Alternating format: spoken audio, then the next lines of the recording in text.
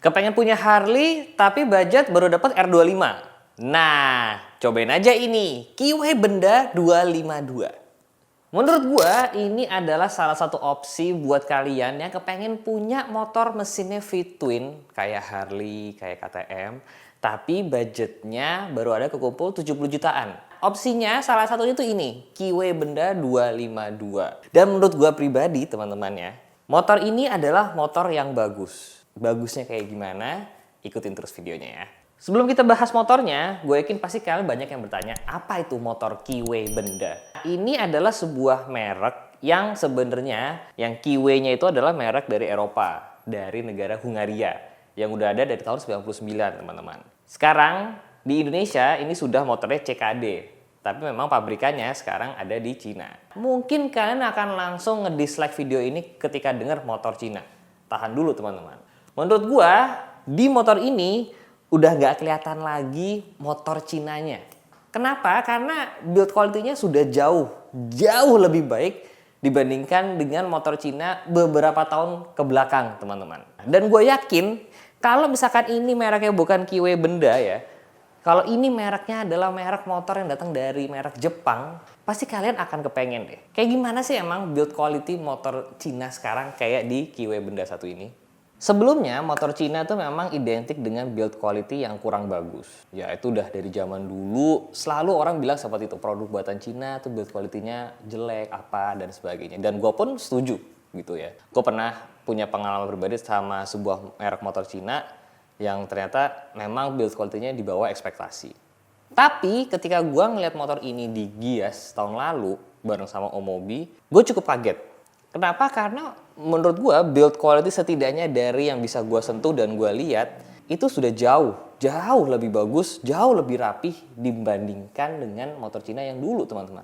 Kalau dulu identik dengan motor Cina tuh memiliki edges atau ujung-ujung yang tajam gitu ya. Ini di sini udah nggak ada lagi. Kalau dulu misalnya motor Cina terkenal dengan build quality di beberapa partsnya yang tidak selaras gitu ya. Yang di sini bagus, sini jelek, sini bagus, sini jelek. Tapi kalau di motor ini semuanya rata teman-teman. Build quality-nya semuanya oke. Baut-baut yang digunakan pun juga seperti yang bisa kita lihat di sini nggak ada yang karatan setidaknya. Karena beberapa motor Cina ada yang pernah keluar dari dealer langsung ada yang udah kelihatan karatan. Tapi di sini nggak ada. Belum lagi kita kalau ngomongin fitur-fiturnya. Kayak contoh udah upside down di depan dan disc brake-nya pun kalipernya sudah radial mounted. Kalian boleh cari di merek motor Jepang harga segini kayaknya belum ada. Ya memang masih ada beberapa yang belum bisa mengalahkan lah ya motor-motor Jepang. Tapi gue rasa makin kesini motor-motor Cina kayak si Kiwe Benda ini udah makin bagus. Makanya kenapa gue penasaran banget sama motor ini sampai akhirnya gue pinjam untuk kita review bareng-bareng teman-teman. Kiwe Benda 252 ini sebenarnya motor apa sih? Ini adalah motor yang memang bentukannya cruiser. Ya bisa dibilang mungkin terinspirasi dari Harley Davidson teman-teman, di mana mesin V-twin-nya itu terlihat jelas terpapang nyata di situ. Yang gue suka dari motor ini adalah dia memang terinspirasi dari motor Harley Davidson, tapi dia tidak berusaha untuk menjadi Harley Davidson.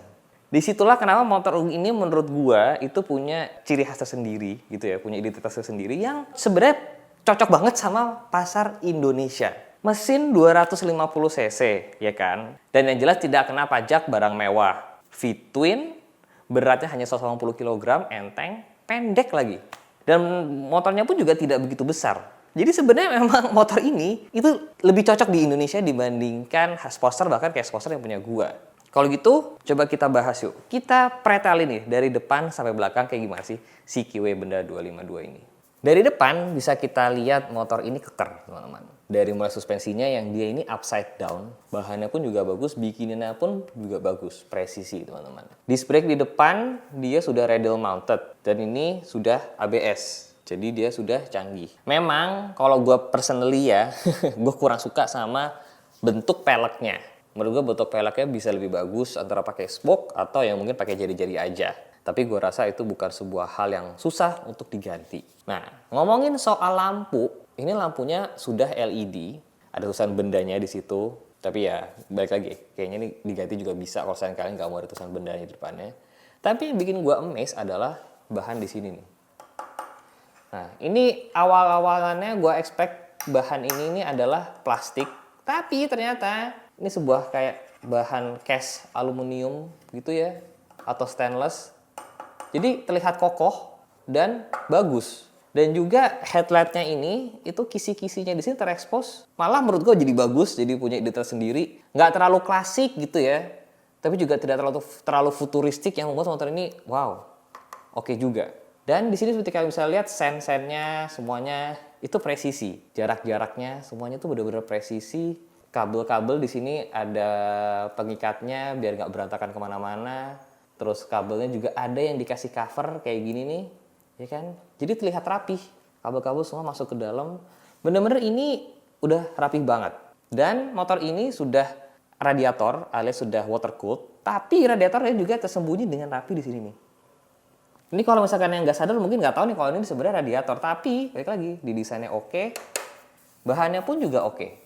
Dan kalau misalkan gue mau sedikit iseng ngelihat kelas-kelasannya, ini di sebelah sini nih, ini las-lasannya rapi loh, dicat rapi gitu, kabel-kabelnya masuk ke dalam, yang mana mungkin beberapa tahun lalu build quality kayak begitu tuh nggak ada di motor Cina.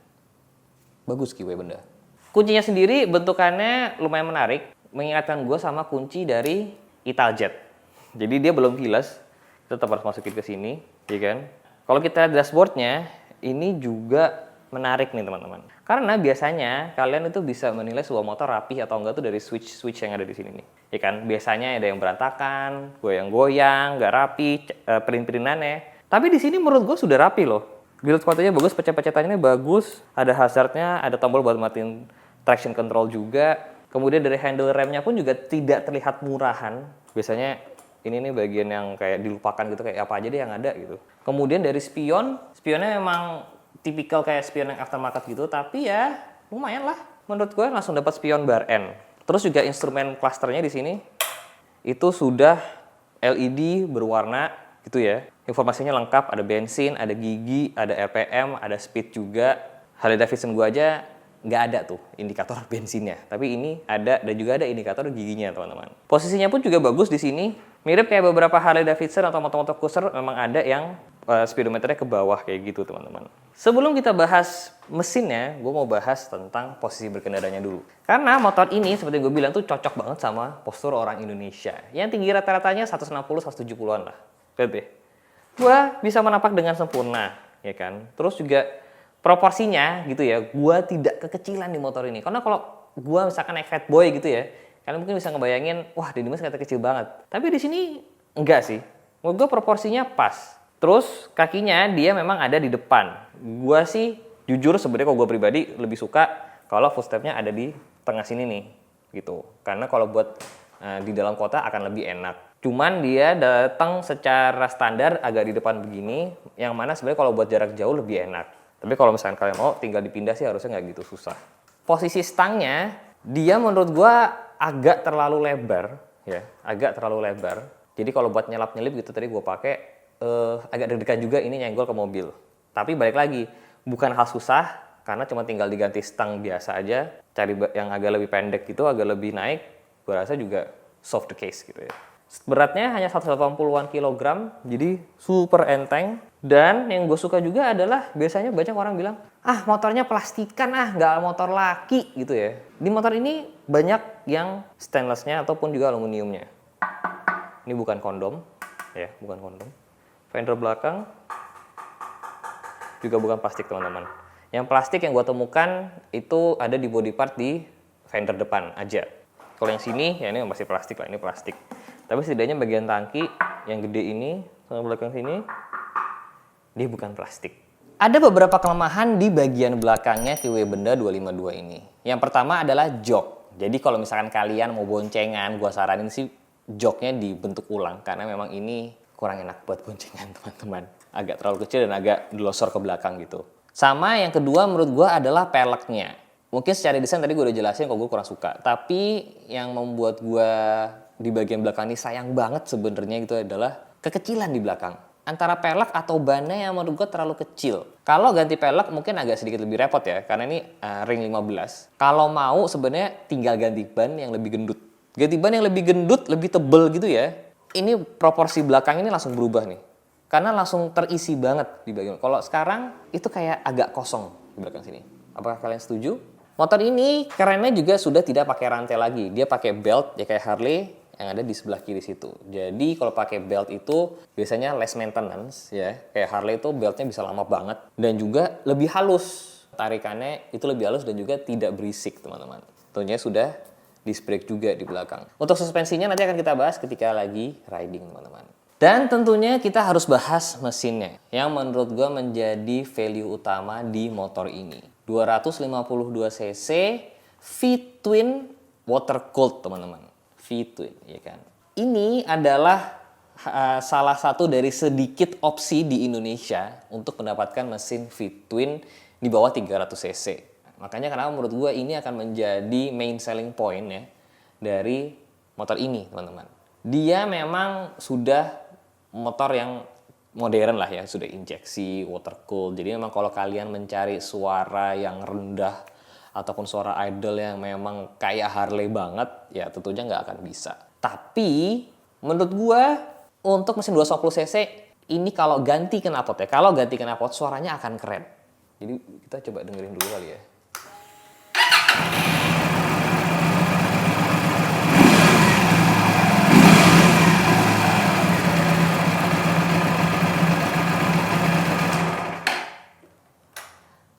Ini dengan knalpot standar aja gue bisa melihat dentumannya itu sebenarnya akan bagus kalau ganti knalpot, teman-teman. Dan ini ganti knalpotnya nggak susah karena sama keyway-nya, headernya tuh dibikin belok ke sini nih. Udah tinggal ada 2 baut masing-masing silinder, cuma tinggal kalian lepas, ganti knalpot yang ke bawah ataupun yang ke atas, suaranya akan keren. Apakah mesin ini bertenaga atau lemot? Nanti akan kita coba bareng ketika lagi riding. Tapi yang jelas, mesin ini tinggal diganti knalpot, langsung gahan.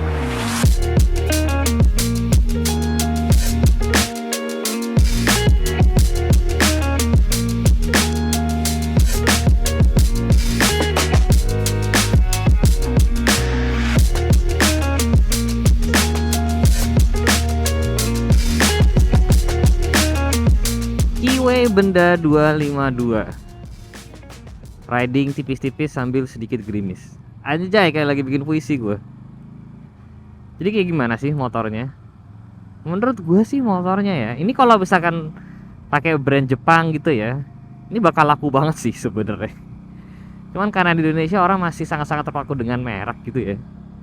Jadi mungkin motor ini tidak sebanyak itu di jalanan. Tapi kalau gue pribadi, menurut gue motor ini oke. Mesinnya halus, ya kan? Mesinnya cukup bertenaga, bukan paling bertenaga karena horsepower-nya walaupun dia 2,5, tapi kalau nggak salah cuman 19 atau 20 HP gitu. Jadi bukan yang paling kencang, tapi ya cukup lah, cukup banget sebenarnya.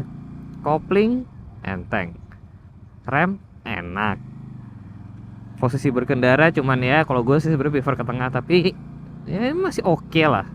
Setengah aja sih sebenarnya, masih agak kelebaran. Mesin nggak panas. Apa coba? Apa coba yang membuat motor ini mungkin tidak menjadi favorit? Kalau menurut gue sih mungkin salah satunya karena mereknya aja sih belum familiar orang Indonesia itu. Kalau buat belok-belok dalam kota, sunmori gitu ya, oke sih. Kalau buat harian ada beberapa poin memang yang harus diganti lah ya. Stang dan footstep kalau gua sih. Stangnya cara yang agak lebih kecil, ya kan? Lebih pendek, lebih tidak selebar ini gitu ya. Dan juga footstep yang ke tengah. Karena kalau kayak gini posisinya sekarang agak cukup maju badan gua dan kakinya juga cukup maju. Tidak biasa lah posisinya. Suspensinya sendiri pun juga surprisingly enak, ya. Gak keras gitu ya. Cuman emang bukan suspensi yang sporty, tapi kalau buat dalam kota aja ini enak. Kalau kalian pakai Sportster kayak gua gitu buat dalam kota ya lumayan. Karena emang berat banget kan motornya. Jadi buat nyelap-nyelip tuh kerasa loh. Motor berat itu tidak hanya terasa ketika cuman di parkiran doang, tapi buat nyelap-nyelip di antara mobil gitu, kalau motor kalau berat tuh lumayan berasa di punggung dan di pinggang. Nah ini karena enteng, Jadi enak-enak aja. S650 Maybach. Gila, warnanya dark blue. Mahal pol. S650 lagi. V12. Borosnya kayak apa tuh? Gue jujur penasaran banget sih kalau ini diganti knalpot kayak gimana. Dan gue personally berpikir ya, ini motor kalau didandaninya bener ya, di customnya rapi, ini bakal keren banget motornya. Beneran bakal kayak orang nggak akan percaya kayak, ini motor Cina, merek Cina gitu ya. Nggak bakal. Untuk 70 juta apakah worth it? Menurut gue worth it sih, karena sekarang kalau kalian lihat ya motor-motor 2,5 lainnya juga harganya 70 jutaan kan. Dari merek-merek Jepang yang 210 cc 2 silinder semuanya juga harganya 70 jutaan. Tapi nggak ada tuh yang V-twin kayak begini, dan nggak ada juga yang modelnya cruiser kayak begini. Jadi in a way ya ini sangat-sangat berimbang dengan para kompetitornya yang sebenarnya tidak sekelas. Karena yang itu kelasnya sporty. Apakah kalian harus langsung beli? Well, ya nggak juga. Kalian nyobain dulu aja. Gua hanya bisa ngasih rekomendasi kalau ya motor ini menurut gua di harga segitu worth it, bentukannya bagus, build quality-nya oke. Jadi ya bolehlah kalian datang ke dealernya, kalian cobain apakah motornya enak atau enggak menurut kalian. Atau kalau ada yang punya pengalaman dengan merek ini, boleh sharing di bawah. Karena jujur gue kan cuma punya untuk beberapa hari aja, gue bukan punya untuk long term. Jadi mungkin yang udah punya pengalaman dengan merek ini, silahkan tulis di kolom komen di bawah bagaimana pengalaman kalian terhadap motor ini. Karena emang kalau kepengen Harley tapi budget 70 jutaan kan belum bisa ya. Ya opsinya ya ini emang.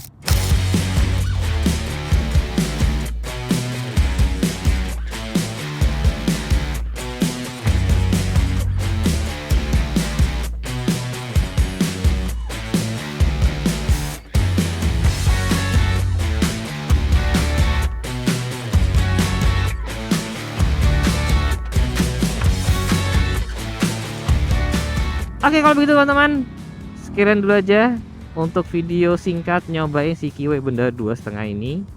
Kalau kalian suka videonya jangan lupa di like, yang baru mampir jangan lupa subscribe. Saya jalan, see you next video guys, bye bye.